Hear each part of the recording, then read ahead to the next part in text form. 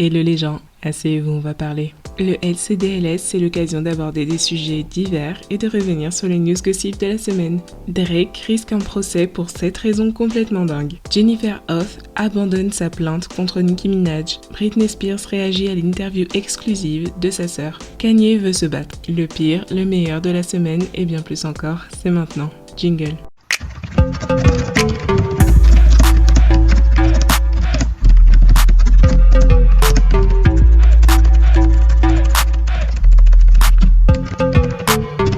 Kanye West est officiellement en roue libre et sincèrement je ne sais pas si c'est une bonne chose. Je sais que c'est pas sympa de sans cesse renvoyer la maladie de quelqu'un à son visage chaque fois qu'il fait quelque chose, mais là il y a quand même 2-3 arguments. Après qu'il se soit surpassé pour offrir le date de sa vie à Julia Fox, Kim a aussi été photographié en date avec Pete Davidson. Ils sont allés manger une pizza puis une glace. Autrement dit, ils ont mis les nerfs à Kanye pour maximum 20,50$, plus 7$ de pourboire à la limite. C'est vrai que ça ressemble beaucoup à une compétition ce qu'ils font. Si on écoute certains médias, c'est totalement une battle à sens unique. Mais en vrai, si Kim ne voulait pas qu'on la voie publiquement avec Pete, elle saurait très bien comment rester discrète. Je pense qu'elle fait d'une pierre deux coups, en rendant jaloux Kanye et en faisant de la promo pour sa télé-réalité. Bref, donc c'est dans ce contexte qu'on apprend que Kanye est parti frapper un fan en plein visage au milieu de la nuit après que le gars lui ait demandé un autographe. Sur la vidéo, on ne voit pas le coup de poing. On voit seulement que Kanye est hyper agité alors que son assistante essaye de le calmer. Pendant ce temps, le fan est au sol, visiblement profondément choqué et traumatisé par ce qu'il vient de vivre. Il fait le point sur sa vie en attendant l'arrivée des secours. Alors je sais pas comment vous interprétez cette vidéo, forcément le premier réflexe c'est de dire que Kanye a pété un câble. Encore. Mais certains l'ont défendu en disant que pour eux, le fan a sans doute provoqué Kanye en lui demandant son autographe avec insistance. Possible, hein, le gars a l'air d'un comédien. Mais je sais pas, écoutez bien l'échange entre Kanye et son assistante. Kanye a l'air très énervé, mais pour un truc qui n'a rien à voir avec le fan. Hey man, I'm protecting us now. Get away from me. I'm protecting us. Get No, away this from time. me. I am your family. Ain't no hand. I am your family. Give me your hand. Give me your hand. Ain't no hand. No, no. You were supposed to talk to her. Why did he just do No, that? you were supposed to talk What to is her. wrong with him? Can you please call the cops? Par contre, le gars à la fin qui demande qu'on appelle la police, il est excellent. Bref, vous voyez que Kanye a l'air vénère car l'assistante n'aurait pas appelé une femme qu'elle aurait dû appeler pour lui. On dirait que c'est plus ça qu'il a mis à bout de nerfs que l'autographe du fan. Après, encore une fois, on ne voit pas ce qui se passe avant que la vidéo ne commence. Mais on dirait bien que Kanye est sur une tendance colérique là maintenant. Il nous fait un remix des étapes du deuil. Avant c'était le déni, puis le marchandage, maintenant il est juste vénère. It's nothing with my career, with this rap, with this media, with none of that that's gonna keep me from my children. And that's what I want everybody to know. Don't play with me, don't play with my children, and ain't no security gonna get in between me and my children, and you ain't finna gaslight me, you ain't gonna run this narrative on me. Il poste le visuel de son prochain single avec The Game en featuring. Voilà, histoire de calmer tout le monde. Le titre en description, c'est « Ma vie n'a jamais été facile ». Et il se trouve qu'un extrait de la chanson a fuité, où Kanye rentre dans le vif du sujet. Dieu m'a sauvé de cet accident, juste pour que je puisse botter le cul de Pete Davidson. Voilà, donc, dites à Pete que Kanye le cherche. Et dites ce que vous en pensez. Est-ce que c'est fake? Est-ce que Kim et Pete étaient déjà au courant? Est-ce que Kanye est vraiment sérieux? Bon, là je dois faire pause parce qu'il y a eu des nouveaux éléments encore ce week-end. Est-ce que Kim essaye d'empêcher Kanye de voir ses enfants? À la lumière du teaser de l'interview que je vous ai montré et des dernières déclarations de Kanye, on dirait bien que oui. Apparemment, on l'aurait empêché de venir à l'anniversaire de Chicago. There's nothing legal. They're saying that these are the kind of games that's being played. At the light, It's the kind of thing turn right that onto Aviation really has Boulevard. affected my health for the longest. I'm taking control of my narrative this year. I'm being the father, the best father, the yay version of a father, and I'm not finna let this happen. In And we're half gonna a be in mile, real time take a slight right with this. turn onto I know. Chicago, happy birthday. I love you. And I'm just putting this online because I need y'all support. I didn't call Kim, text the nannies. I got on the phone with Tristan. He said, he asked Chloe, won't nobody give me the address to my daughter's birthday party right now? And that's going to imprint in her mind that I wasn't there for her.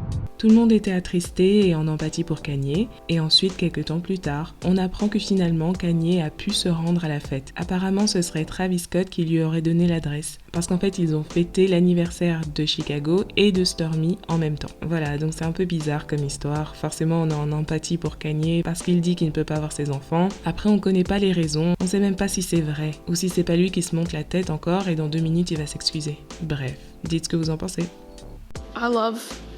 I love my sister. I've only ever loved and supported her and done what's right by her.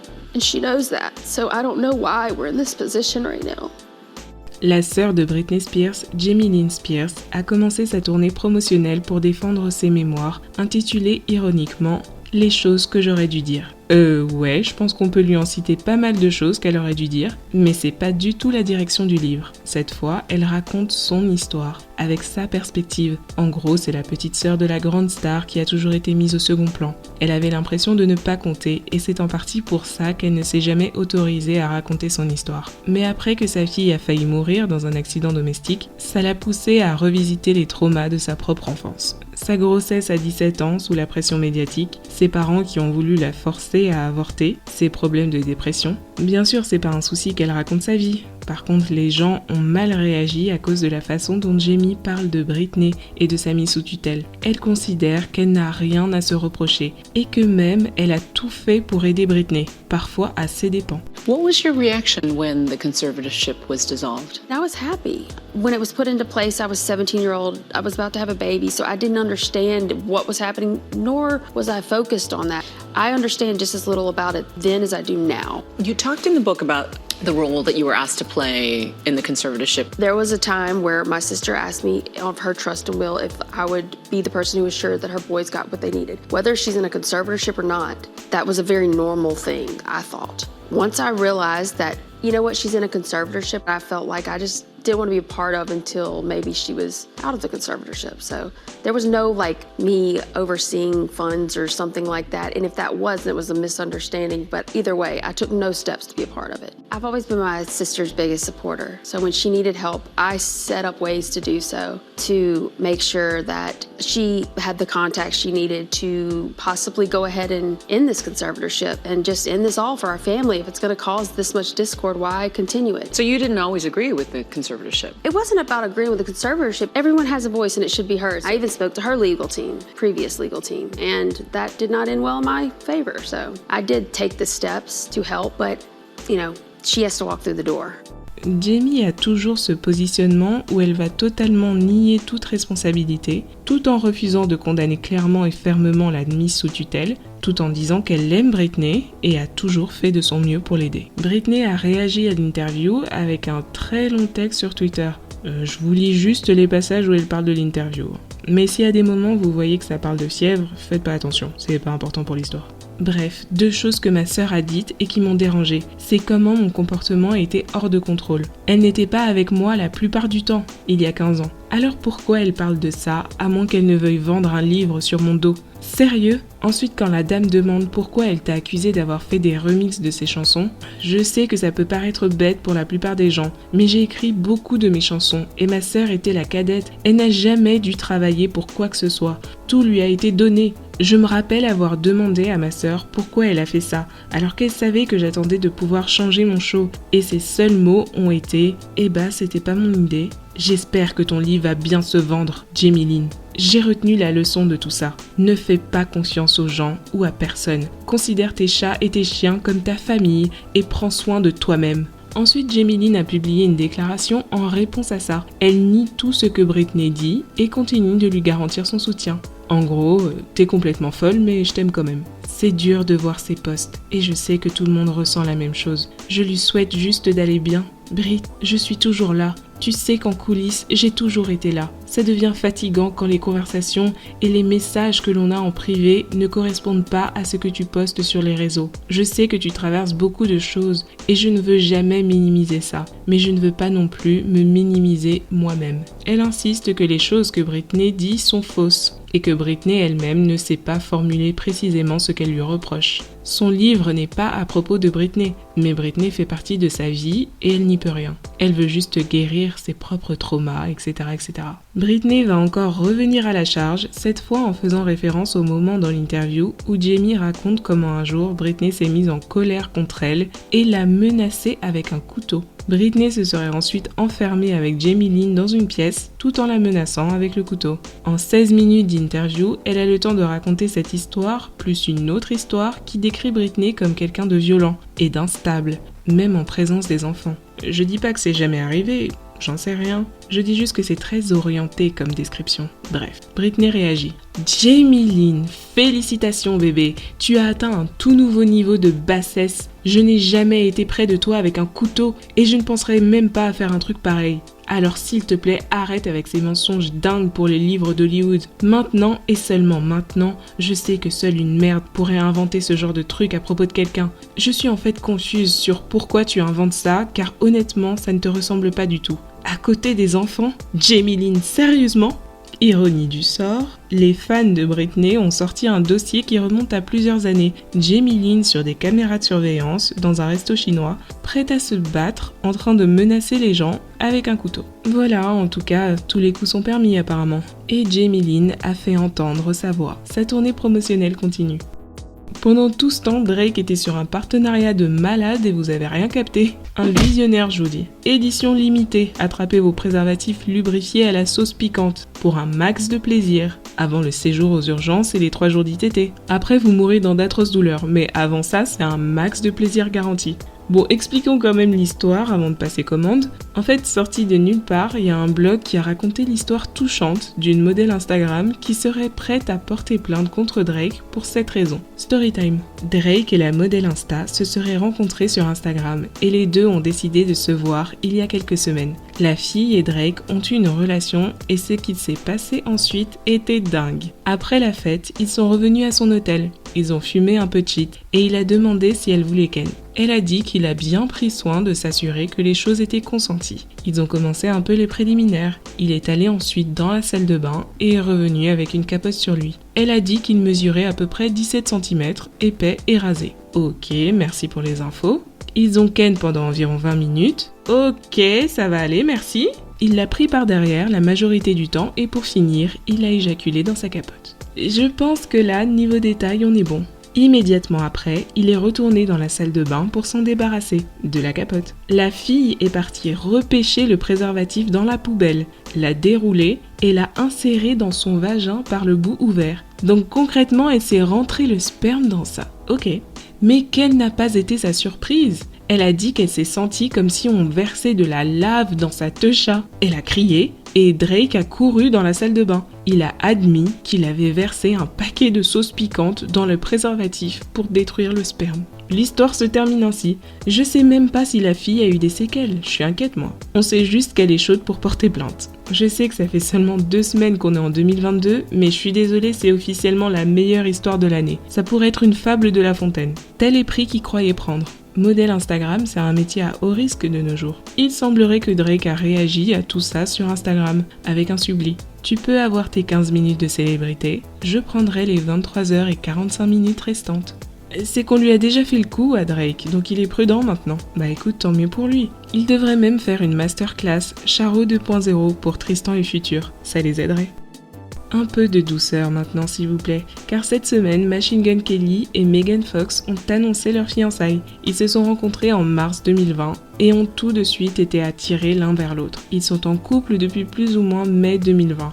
Je sais pas si c'est un couple que vous aimez bien. Perso, moi oui, ils sont hyper chelous, mais ils sont dans leur monde et on a l'impression qu'ils s'aiment vraiment. On dirait des ados. On oublie d'ailleurs facilement que Megan est divorcée et mère de 3 enfants. Machine Gun Kelly a aussi un enfant. Mais en tout cas, c'est l'amour fou.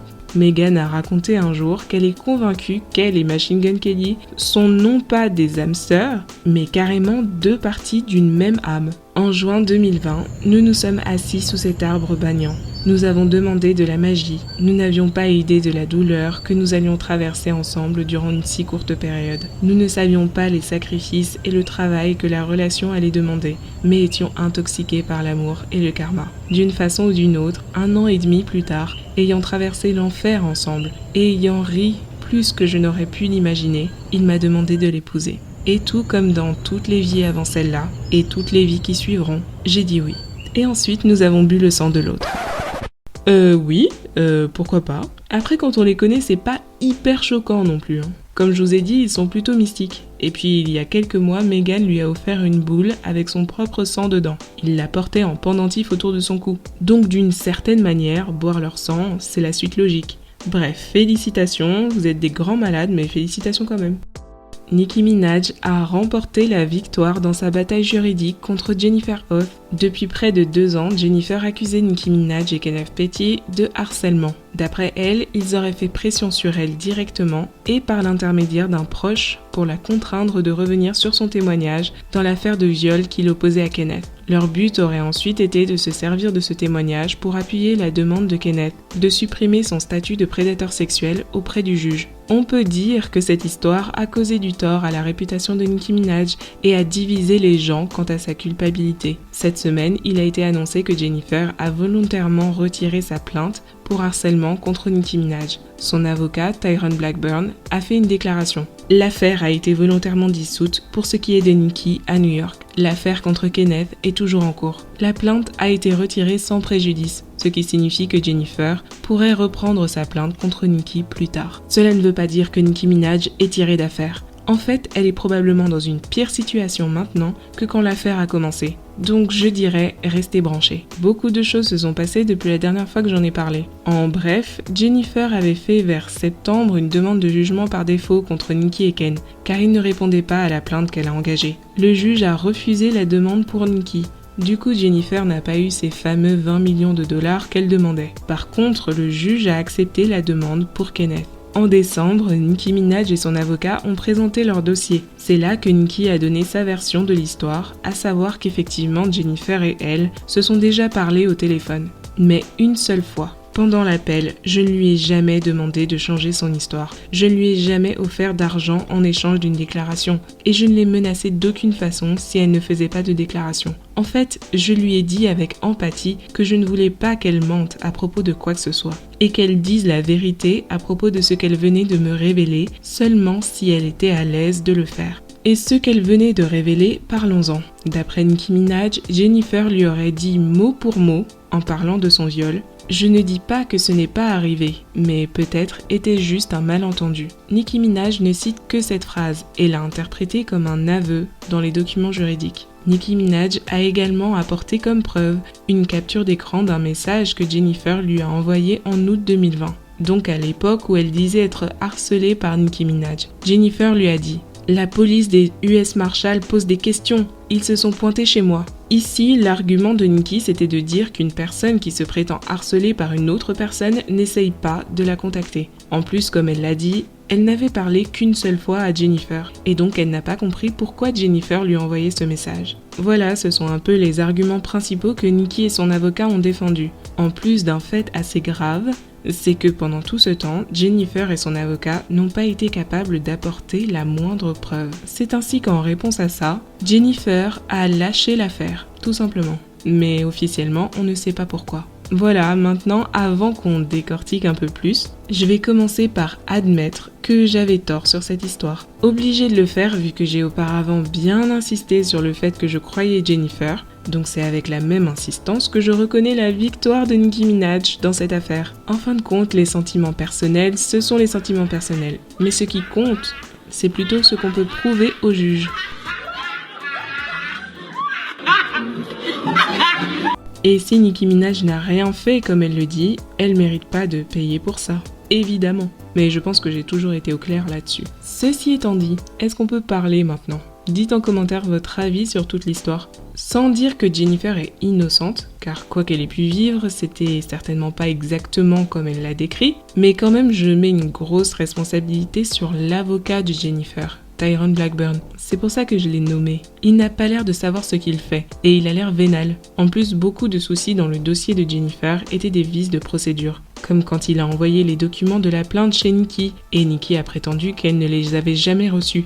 Apparemment, il avait aussi introduit la plainte dans le mauvais état initialement. Il a encouragé Jennifer à demander une somme astronomique de 20 millions de dollars, comme s'il ne connaissait pas les standards. Et puis le problème principal étant le manque de preuves, pourquoi il a engagé les poursuites sachant qu'il n'avait rien sur quoi se reposer. C'est comme pour les affaires de T.I. et Tiny. Tyrone a accepté de représenter les victimes pour qu'au final on découvre que les faits sont prescrits, comme si en tant qu'avocat il ne pouvait pas savoir ça dès le départ. On dirait qu'il y a un truc bizarre avec lui. Regardez comment même l'avocat de Nicki Minaj l'a démoli lui personnellement.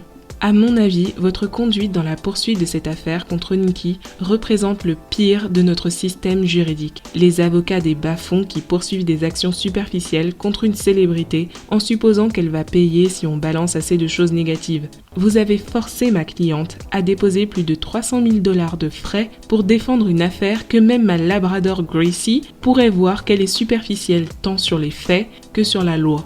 Voilà. Ça veut bien dire quelque chose sur la personnalité de Tyrone. Maintenant, comme il le dit, la plainte contre Kenneth est toujours en cours. Donc peut-être que Jennifer a des preuves contre lui, mais que Tyrone a voulu inclure Nicki Minaj dans la plainte, car l'argent est chez elle concrètement. Et pour finir, il y a des chances pour que Nicki Minaj engage des poursuites contre Tyrone et Jennifer pour qu'ils lui remboursent ses frais d'avocat. On notera aussi la désolidarisation de Nicki par rapport à Kenneth, du moins au niveau judiciaire. C'est chacun gère sa part de procès apparemment. Le doute plane encore sur le fait qu'ils soient véritablement légalement mariés tous les deux. Qui a abusé cette semaine? Ou plutôt, qui a le plus abusé? Parce que clairement tout le monde a fait son maximum cette semaine. Le match a été serré, mais vous avez voté. Et après tout, quand tu as le courage d'aller chercher une capote dans une poubelle, pourquoi t'oserais pas faire des procès pour rien comme ça? La modèle Instagram piégée par Drake est le clown de la semaine. L'histoire de l'année, je vous dis. On se retrouve la semaine prochaine pour un nouveau SCDLS. Vous pouvez voter dès le samedi dans l'onglet communauté pour élire le clown de la semaine. Dites en commentaire ce que vous pensez de la vidéo et si vous êtes d'accord avec le résultat. Allez, on se parle en commentaire.